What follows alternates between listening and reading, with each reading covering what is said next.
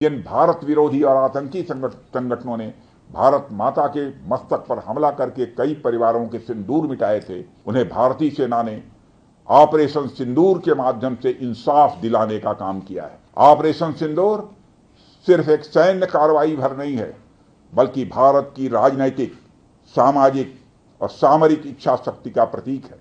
हमने दिखाया है, भारत आतंकवाद के खिलाफ जब भी कोई कार्रवाई करेगा तो आतंकवादियों और उनके आकाओं के लिए सरहद पार की जमीन भी सुरक्षित नहीं रहेगी। भारत की सेनाओं की धमक उस रावलपिंडी तक सुनी गई जहां पाकिस्तानी फौज का हेडक्वार्टर मौजूद। जिन भारत विरोधी और आतंकी संगठनों ने भारत माता के मस्तक पर हमला करके कई परिवारों के सिंदूर मिटाए थे, उन्हें भारतीय सेना ने ऑपरेशन सिंदूर के माध्यम से इंसाफ दिलाने का काम किया है।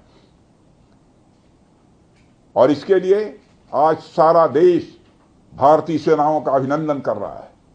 ऑपरेशन सिंदूर सिर्फ एक सैन्य कार्रवाई भर नहीं है, बल्कि भारत की राजनैतिक, सामाजिक और सामरिक इच्छा शक्ति का प्रतीक है।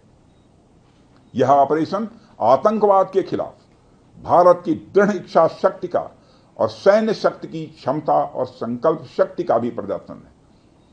हमने दिखाया है, भारत आतंकवाद के खिलाफ जब भी कोई कार्रवाई करेगा तो आतंकवादियों और उनके आकाओं के लिए सरहद पार की जमीन भी सुरक्षित नहीं रहेगी। भारतीय सेनाओं ने ऑपरेशन सिंदूर को पाकिस्तान में मौजूद आतंकी ढांचा ढहाने के उद्देश्य से लॉन्च किया था। हमने उनके आम नागरिकों को कभी निशाना नहीं बनाया था, मगर पाकिस्तान ने न केवल भारत के नागरिक इलाकों को निशाना बनाया, बल्कि मंदिर, गुरुद्वारा, गिरजाघर पर भी हमले करने का प्रयास किया। भारतीय सेना ने शौर्य और पराक्रम के साथ साथ संयम का भी परिचय देते हुए पाकिस्तान के अन्य ठिकानों पर भी प्रहार करके करारा जवाब दिया है।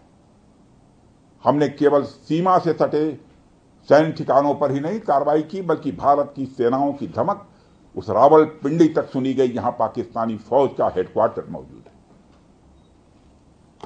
मित्रों, भारत में आतंकवादी घटनाएं करने और कराने का क्या अंजाम होता है, यह पूरे विश्व ने उरी की घटना के बाद देखा, जब हमारी सेना ने पाकिस्तान में घुसकर सर्जिकल स्ट्राइक की।